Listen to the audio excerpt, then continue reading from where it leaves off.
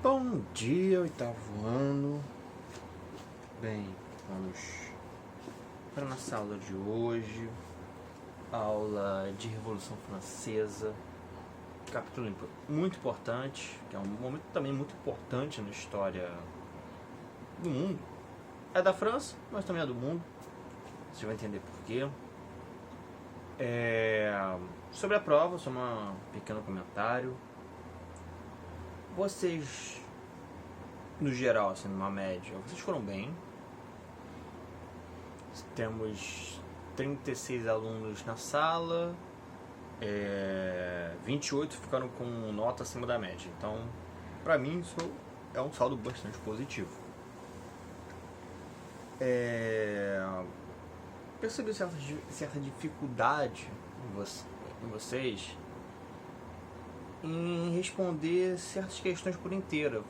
Teve muita gente que teve só metade do ponto em questões, por exemplo, de marcar mais de uma opção certa. E pelo que eu entendi é que vocês não estão dando devida atenção ao enunciado.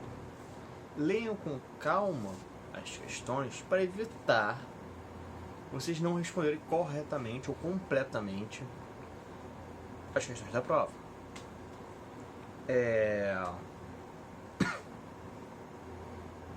Mas de uma maneira geral, deu para ver as dificuldades, as facilidades de vocês com a matéria. Se alguém achou um pouquinho mais difícil essa prova, foi mesmo, eu cometi um pouquinho de dificuldade para poder ver como é que vocês estavam. Primeira prova de 2021, estamos vindo de um ano difícil, foi 2020, então eu precisava saber como é que estava o andamento de vocês. Dito isto, vamos para a nossa matéria de hoje. A Revolução Francesa, ela é um evento histórico que ocorre, lógico, pelo nome, na França, no século XVIII, mas que as ideias ali debatidas vêm a afetar muito outros países. E, consequentemente, numa época em que os países europeus tinham domínios além mares, a Revolução Francesa ela tem um efeito de escala já internacional, global, não apenas europeia.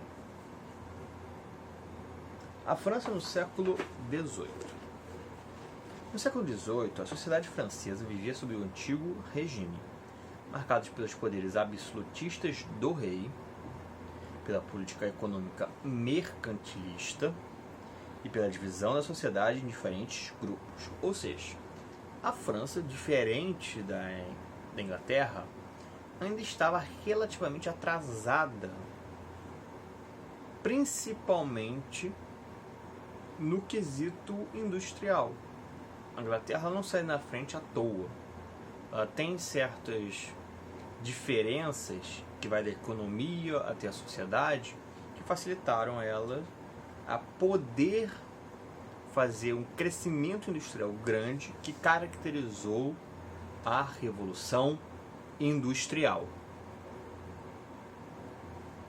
Já a França, ela era uma sociedade muito mais conservadora, no sentido de conservar a sua configuração, e ela era dividida em 3 estados.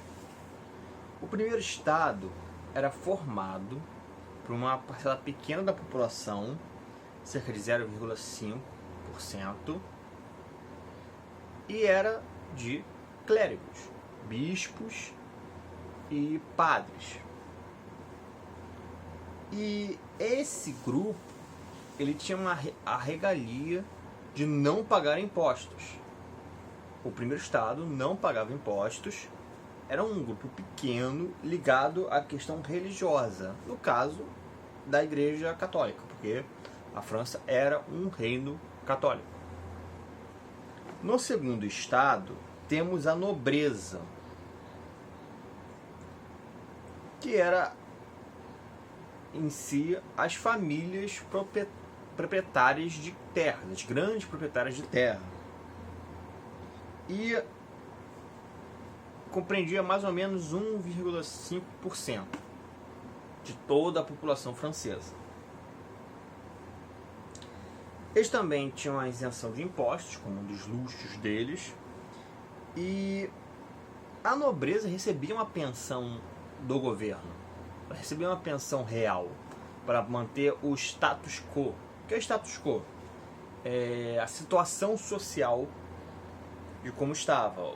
Então, dificilmente um nobre passaria dificuldade, muito dificilmente. E o terceiro estado, o maior estado, que compreende 98% de toda a população francesa, a gigante maioria, é todo o restante da população.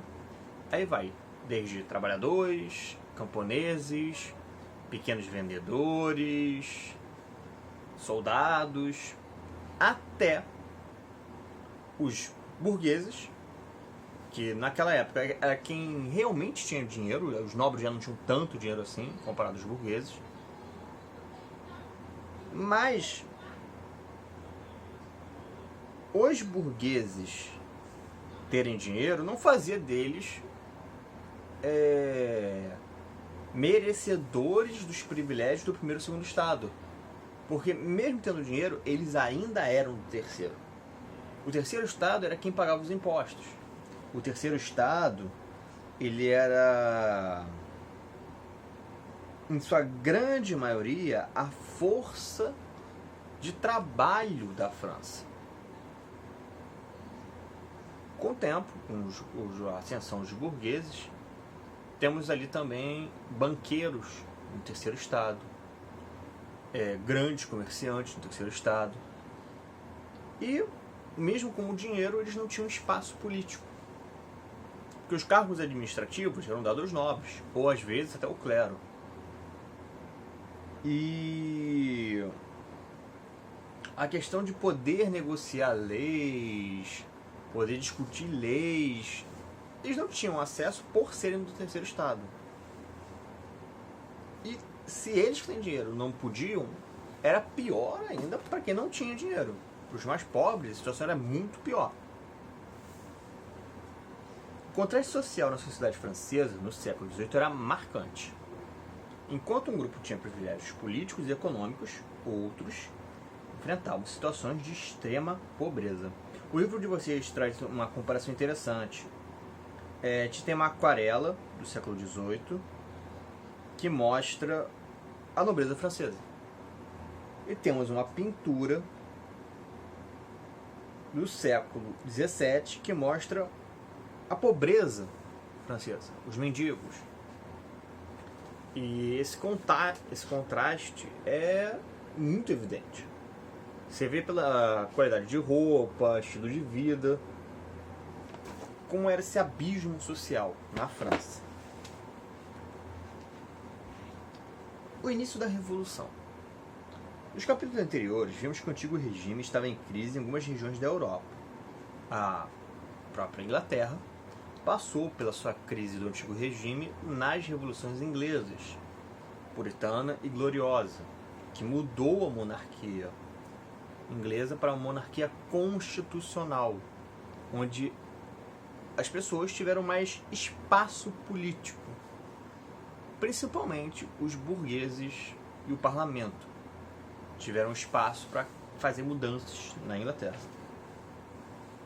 Na França, a situação não era diferente.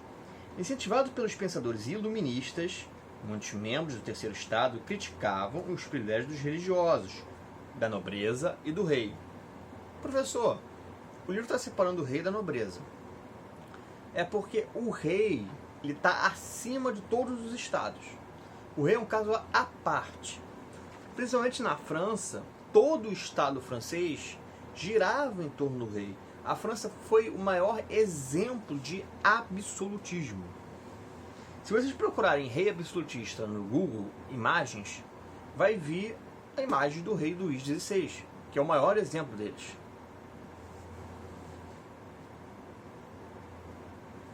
Com Com o tempo, essa situação gerou uma insatisfação popular e contribuiu para a organização de uma revolução no país. O que é uma revolução?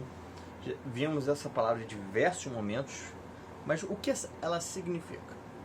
Conjunto de transformações que alteram significativamente o modo de vida em determinada sociedade, por causa de alterações na estrutura política, econômica ou nos aspectos culturais. Ou seja, revolução é um movimento que ele altera, se não tudo, praticamente tudo. Ele não faz só uma mudança pequena, por exemplo. Estamos mudando de república federativa para uma confederação. Qual é a diferença? Um tem um governo mais central e o outro tem mais autonomia para os estados. A diferença é pouca, porque a forma de vida das pessoas não muda. Muda o governo, tá? Muda a forma de fazer as leis, de pensar as leis, até ter representatividade para o povo, mas e a vida das pessoas? Muda? Não. Uma revolução, ela já pega lá embaixo, ela pega tudo. Ela vai mudar os postos de trabalho, o que afeta todas as pessoas, vai mudar, às vezes, até questões religiosas. Existem revoluções baseadas em princípios religiosos que proíbem a liberdade religiosa, impondo uma única religião no país. Tem casos que são ao contrário, que quebra o monopólio de uma religião para que outras religiões possam atuar no país, possam ser livres no país. A revolução, ela é sempre uma gigantesca mudança que muito geralmente não tem como voltar atrás. Ela muda e muda para valer. Não é uma pequena troca de tipo de governo, por exemplo. O que aconteceu na Inglaterra foi considerado revolução. Por quê? Porque o rei parou de ser absoluto. Quando vem a monarquia constitucional com representação em lei, para que as pessoas possam serem ouvidas através do parlamento, você está mudando muita coisa, porque na hora que você insere isso, você tem inserido até um grupo que antes não vivia na política e que agora fará parte da vida política da nação. E é isso que a revolução, no caso da França, começa a discutir. É a questão da política. Essa questão dos estados era muito incômoda para a grande maioria da população. Os altos gastos da nobreza, aliados aos custos dos conflitos militares em que a França se envolveu, um exemplo de conflito militar, a independência dos Estados Unidos. A França, em determinado momento, ajuda os estadunidenses a ganhar a guerra de independência. Eles fazem ataques a navios e tropas inglesas, além de conseguir levar armas para os estadunidenses. E isso tudo teve um custo. A França pensava em conseguir certo lucro com essa guerra, que não veio.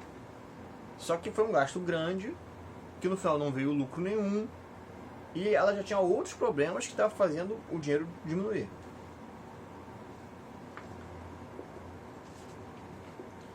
E eles tinham uma situação de endividamento grave, juntando os custos de vida da nobreza. Que assim, o problema da nobreza não era só ela não pagar impostos, é que ela gastava bastante. Gastava em luxos, em financiamento de pinturas, obras de arte, como esculturas, peças de teatro, festivais, que geralmente era só para eles, não era aberto para a população, e era só um passatempo, era um entretenimento, não dava retorno. A crise econômica fez que o governo intensificasse a arrecadação de impostos para pagar as dívidas, gerando descontentamento no terceiro estado. Eles estavam ficando endividados, tinha que se pagar coisas que não tem como deixar sem pagamento, por exemplo, o exército. França é o maior país continental da Europa. Para manter todo aquele território protegido e impedir possíveis invasões, e invasões aconteciam, era necessário manter um número X de soldados. Esse número X de soldados era um número grande para a época. Então, como fazer? A gente precisa manter nosso exército, mas estão ficando sem dinheiro. Simples, rei. Cobra mais impostos. Quem paga os impostos? O terceiro estado. Então o terceiro estado estava vendo uma situação de: eu não tenho culpa do endividamento do governo, mas a conta que está sendo paga por mim. Porque é o terceiro estado que é o único que paga impostos, então ele é o único que está arcando com todas as inconsequências do governo francês.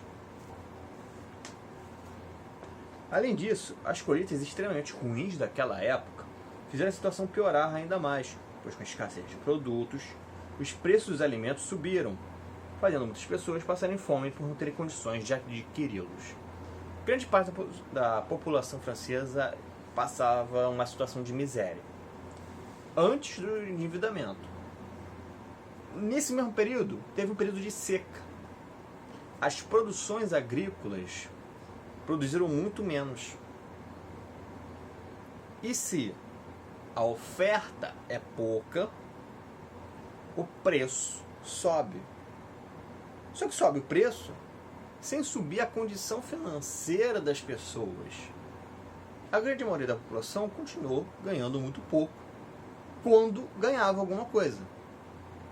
E aí já era difícil se manter, ficou muito complicado nesse período. Para buscar soluções e aprovar medidas para conter a crise, em maio de 1789, o governo francês convocou os 3 estados, uma série de reuniões intituladas Estados Gerais, para aprovar decretos por meios de voto. O que aconteceu? A situação estava muito complicada. Estava complicada para a grande maioria do povo, o terceiro estado, mas estava ficando complicado também para o clero e para a nobreza, porque eles estavam vendo o descontentamento das pessoas, elas estavam dando ouvidos aos iluministas. Aí, nesse meio tempo, tem as revoluções inglesas, a notícia espalha, as pessoas, na Inglaterra, eles pressionaram e conseguiram mudanças. Vamos pressionar também. Aí o segundo estado e o primeiro começaram a ver que a situação estava ficando ruim. Aí o rei vai, gente, vamos nos reunir, vamos discutir essa situação complicada da França e vão aprovar medidas através do voto. Só que como era o voto? O voto, ele era por estado, não era por membro. Como assim, professor? Temos 3 estados. Então a gente só tem 3 votos. Não tem como dar empate. E o rei, ele sempre tem a decisão acima de tudo. Se o resultado da votação não agradasse o rei, ele tem plenos direitos de acabar com aquilo e fazer o que ele quiser. Então para que serve os Estados Gerais, professor? Só para ele dar uma chance de tudo se resolver sem ele intervir. Mas no final, o que prevaleceria é a vontade do rei, porque ele é absolutista. E aí é chamado a votação, as discussões. O terceiro estado não quer aceitar esse tipo de voto mais, porque eles estão vendo que eles vão ser prejudicados, porque eles querem mudanças, por exemplo, de obrigar o segundo e o primeiro estado a pagar impostos, para eles ajudarem a pagar essa conta que é a dívida da França. Eles queriam o fim de outros privilégios também, uma reforma política que melhorasse a representação das pessoas. E não era algo que o primeiro e o segundo estado queriam. Então, em qualquer situação, botava o primeiro e o segundo juntos e automaticamente o terceiro perdia.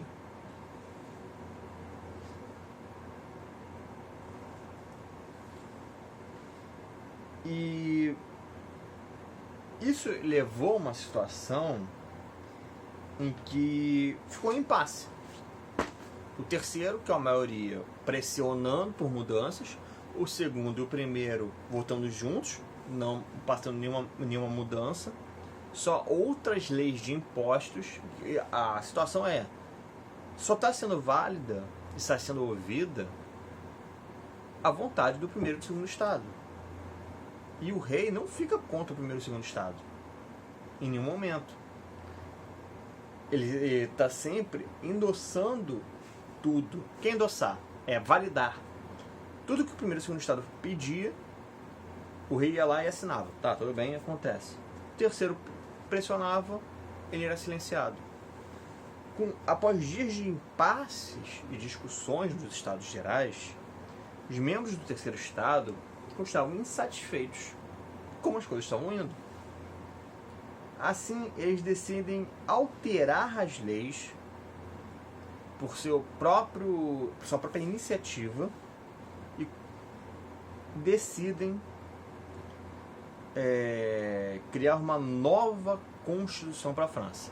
Vamos fazer leis novas, porque esse sistema está desigual, não está favorecendo o povo francês de uma maneira nenhuma. Nós precisamos dar um fim a essa situação ruim. Para redigir e aprovar o documento, alguns membros do terceiro estado declararam o início de uma Assembleia Nacional, em junho de 1789. O rei Luís XVI não aceitou a decisão dos revoltosos, propondo o fechamento da Assembleia e cercando o local com tropas militares. Ele era o rei absolutista, só ele mandava, no fim das contas. Ele não ia deixar que novas leis fossem escritas sem que ele estivesse no meio para ficar olhando e falando isso pode, não pode, isso deve ou não deve.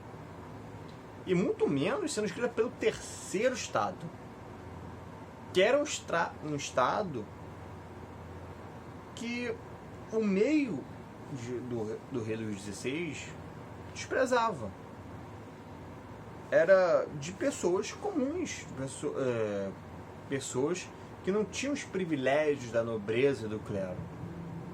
Então ele se põe contra e envia soldados para acabar com a Assembleia Nacional. Só que o terceiro estado era a maioria e ele resistiu. Eles chegaram a um ponto de não, a gente não vai mais obedecer você, acabou isso, a gente vai fazer as novas leis. Apoiando o movimento, a população francesa também se mobilizou em defesa da Assembleia. Assim, no dia 14 de julho de 1789, um grande número de pessoas se dirigiu para o prédio da Bastilha, uma prisão considerada símbolo de autoridade do rei francês. Armada com canhões e fuzis, a população tomou a Bastilha, saqueando o armamento ali guardado. Pressionado pela insurreição popular, o rei Luís XVI cedeu, permitindo que a Assembleia continuasse ocorrendo. O professor não entendeu uma coisa. O rei foi lá, pressionou para acabar com a Assembleia. Sim. Aí o povo foi em defesa da Assembleia e tomou uma fortaleza, essa tal da Bastilha. A tomada da Bastilha, a gente tem a imagem no início do capítulo. Essa imagem aqui é uma pintura representando a tomada da Bastilha. Era uma fortaleza que ficava no meio da cidade. Ela era usada como uma prisão política. Era onde eram mandados pessoas que discordavam do rei ou que, por algum motivo, eram contra o governo ou faziam coisas que o governo não gostava e eram enviados para lá. E ela era uma fortaleza, tem armamento, tem canhão, tem um monte de coisa lá. Quando o povo toma isso, ele sai com esses armamentos. E aí o rei tem medo. Epa! A grande massa, o grande povo, destruiu uma das minhas fortalezas e pegou armas. Os números já não me favorecem, agora eles estão armados. Aí o Luís XVI, não, tudo bem, podem ir. Tá, mas professor, por que ele teve que permitir? Não era só fazer as leis e pronto? Então, tem uma coisa chamada reconhecimento internacional. Não adiantava só a França mudar suas leis, o povo francês mudar suas leis, porque naquela época era tudo monarquia. E tinha uma coisa interessante. Muito geralmente, o rei francês, ele tinha parentes que eram reis ou rainhas. Toda a realeza na Europa é parente. Tem um laço sanguíneo. Então, quando o rei Luís XVI ele passa por uma situação dessas, se ele não aprova a nova Constituição, ele pode chegar para um parente dele e falar: olha só, estou com problemas lá na França, você pode me ajudar, que depois eu te ajudo e tudo mais. Isso podia acontecer, era bem possível. E mais para frente acontece, mas não por esses motivos de agora. Durante a Assembleia, diversas decisões foram tomadas na França. Por exemplo, a Igreja passou a ser subordinada ao Estado e teve seus bens confiscados pelo governo.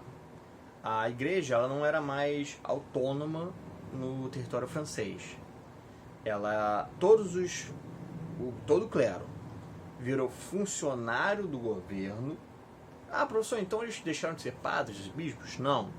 Eles continuaram sendo bispos e padres, mas eles trabalhavam para o governo. Então eles tinham, se o governo mandasse alguma coisa, agora eles tinham que obedecer.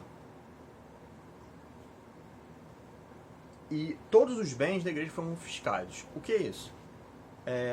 Terras, por exemplo, o território de uma igreja construção pertence ao Estado. Tudo de objeto que tem dentro delas pertence ao Estado.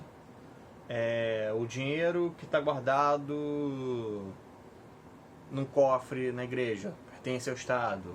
A comida pertence ao Estado. Tudo da igreja na França, é importante lembrar isso, não foi no mundo inteiro, na França, foi para o governo francês.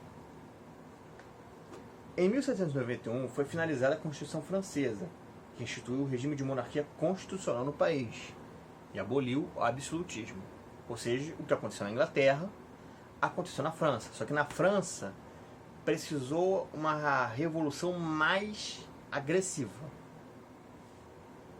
Uma Assembleia Legislativa foi eleita e tinha como principal função controlar os poderes do rei.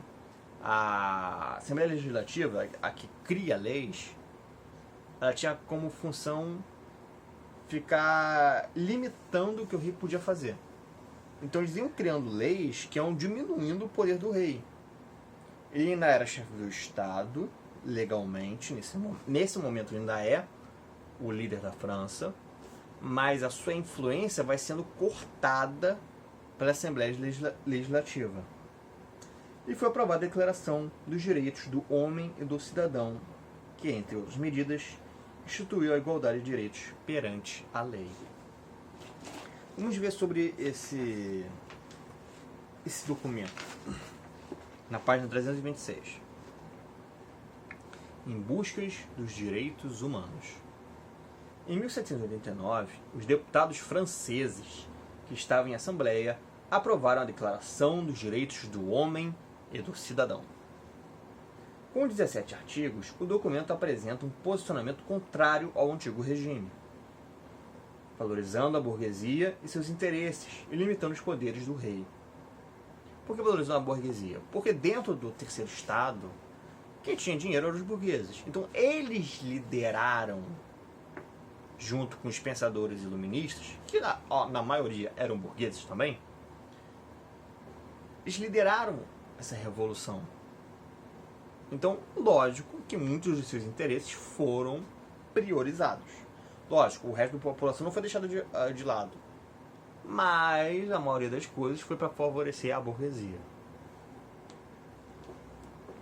Esse documento representou um marco para a luta dos direitos e foi considerado uma inspiração para diversos países elaborarem suas legislações atuais. Vamos ler alguns trechinhos, alguns artigos da declaração. Primeiro artigo: os homens nascem e são livres e iguais em direitos. Ou seja, o primeiro princípio reafirma um dos ideais pregados pelos revolucionários: igualdade de direitos. Terceiro, O princípio de toda soberania reside essencialmente na nação. Nenhuma corporação, nenhum indivíduo pode exercer autoridade que aquela não emane expressamente. Ou seja, o rei perde a soberania, uma pessoa só não manda em tudo, e o Estado, a nação francesa, é quem passa a ter a autoridade máxima sobre os seus cidadãos. Ou seja, é a Constituição que vale mais, não a vontade do rei. 4. A liberdade consiste em poder fazer tudo aquilo que não prejudique outrem.